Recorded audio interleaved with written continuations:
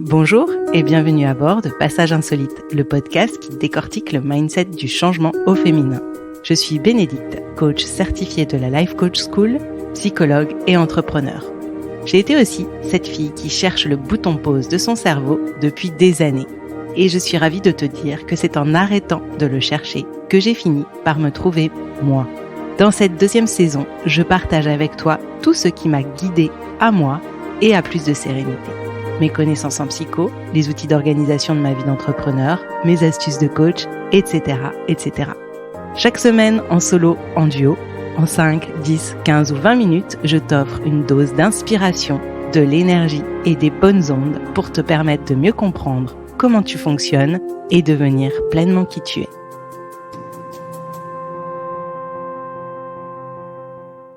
Hello, passagères et passagers, et bienvenue dans l'épisode numéro 77. Comment vas-tu aujourd'hui ? J'espère que tu vas bien. De mon côté, ça va bien, ou dirons-nous mieux, parce que oui, j'ai traversé une zone de turbulence. Ça fait un moment maintenant que je t'en parle, et je crois que c'est important pour moi d'être transparente et honnête avec mes propres états d'âme, mes propres états d'esprit. Alors, de moi à moi, je sais très bien le faire, mais je pense que c'est important aussi que je te dise quand ça va et quand ça va moins bien. Parce que oui, malgré le fait que je sois psychologue, malgré le fait que je sois coach, je reste humaine avec mes périodes de doute, mes périodes moins bien, mes périodes pleines d'anxiété, voire d'angoisse. Et oui, je dois aussi travailler là-dessus. Et je vais y revenir, car c'est le sujet de l'épisode du jour, travailler sur soi.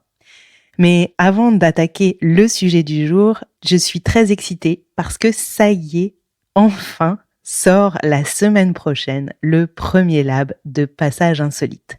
C'est un mini-lab d'ailleurs. Et je te donnerai le sujet juste après, mais clairement, je suis très excitée parce que c'est enfin prêt et que je suis fière de ce que j'ai conçu et imaginé pour toi. Les labs, ce sont mes programmes pour t'accompagner à travailler sur toi. Et c'est avant tout un univers que j'ai voulu créer, un cocon dans lequel tu te sentes bien et dans lequel tu expérimentes ton autonomie et ta capacité à travailler sur toi. Les labs, c'est donc un programme assez original dans lequel je vais t'accompagner plus ou moins fortement en fonction de ce dont tu as besoin et envie, mais dans lequel je vais surtout t'aider à prendre conscience que tu as au fond de toi toutes les clés pour avancer et te sentir mieux ou créer les changements dont tu as besoin. Ce premier lab, ce premier mini-lab est le mini-lab de l'affirmation de soi. Je ne pense pas qu'il y ait de hasard et je crois que ce sujet est un sujet qui me tient à cœur parce que pendant toute ma vie, j'ai eu du mal. En tout cas, le souvenir que j'en ai, c'est que m'affirmer a toujours été quelque chose de compliqué. J'ai cette ambivalence à vouloir exprimer qui je suis, à vouloir qu'on me comprenne et en même temps, cette peur de ne pas être comprise. Et du coup, j'ai toujours navigué entre ces deux rives, on va dire, et cela a été source de beaucoup de souffrance. Alors concrètement, travailler sur l'affirmation de soi et travailler ce mini-lab a aussi été pour moi l'occasion de travailler à nouveau mon affirmation de moi. Parce que j'avais l'impression que depuis 4 ans, je faisais plutôt mieux les choses, que j'arrivais mieux à exprimer qui j'étais. Et finalement, en travaillant ce mini-lab pour toi, j'ai réalisé que moi aussi, j'avais encore un peu de route à parcourir. Et c'est tant mieux. Alors, si toi, tu as besoin d'apprendre à mieux dire non, de faire passer tes besoins avant ceux des autres par moment, de ne pas être cette superwoman qui fait toujours tout pour les autres avant elle, de mieux savoir exprimer tes émotions, tes humeurs, tes ressentis, tes impressions, tes opinions, eh bien, je crois que ce mini-lab est fait pour toi et j'espère sincèrement qu'il te plaira. Je mets dans les notes du podcast le lien pour t'inscrire sur la liste d'attente. Et dès que c'est prêt, tu auras en primeur les informations et quelques surprises réservées aux personnes qui se sont inscrites ou qui s'inscriront avant le lancement officiel. Ceci étant dit, passons au sujet du jour, faire le travail. J'ai compris dernièrement que mon mal-être et la frustration qui y étaient associés étaient globalement liés à ma résistance à faire le travail. Alors, c'est un peu étrange parce que à avoir autant travaillé sur moi, je devrais savoir identifier mes résistances un peu mieux. Mais là, eh bien, il semble que je me sois pris un peu les pieds dans le tapis et que je n'ai pas su identifier les résistances que j'avais moi-même mises en place.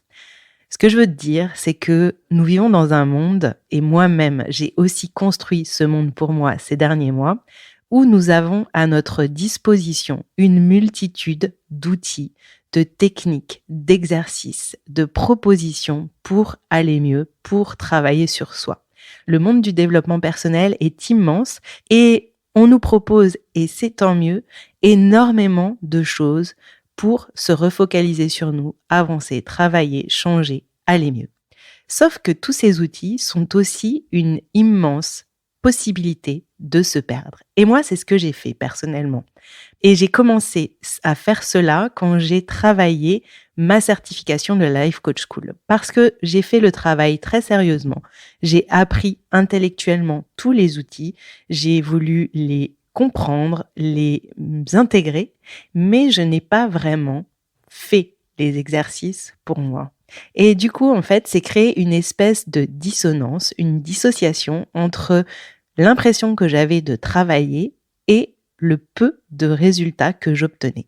Parce que finalement, à survoler tous ces exercices, à ne pas les faire profondément, à sauter d'un à l'autre, finalement, je ne travaillais pas réellement en profondeur et je ne faisais rien avancer du tout. Sauf que comme j'avais l'impression de répondre à toutes les questions, de cocher toutes les petites cases, de passer d'un exercice à l'autre, je me disais que je devrais avoir des résultats. Or, je n'en avais pas et même plus j'avançais, plus je me sentais frustrée, déprimée, j'avais un espèce de sentiment d'incompréhension et de malaise qui restait permanent autour de moi.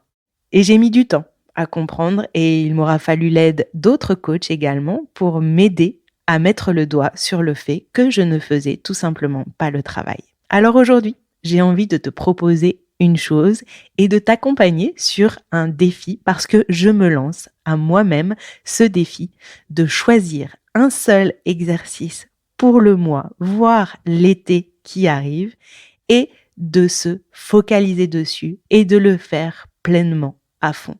Pas besoin de lire 12 livres de développement perso, pas besoin d'acheter toutes les revues de psycho et de dev perso et d'épanouissement qui vont paraître cet été.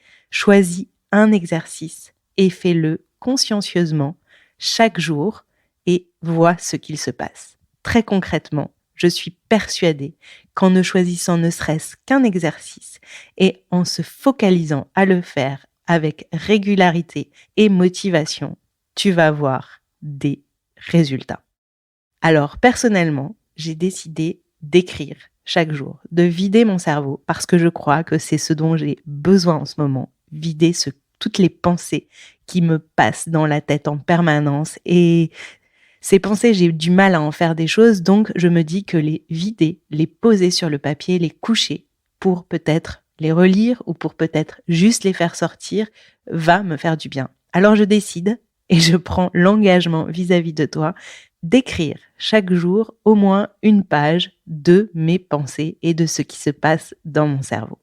Toi, tu peux choisir cet exercice du journaling, tu peux choisir de tenir un journal de gratitude, tu peux choisir par exemple de faire un modèle par jour. Le modèle, c'est le modèle de Brooke et cet outil qui est fait pour comprendre et analyser l'impact de nos pensées dans notre vie et de ce qu'elles créent en résultat dans notre quotidien. J'en ai parlé dans un épisode de podcast. Je remettrai le lien de cet épisode en commentaire du podcast.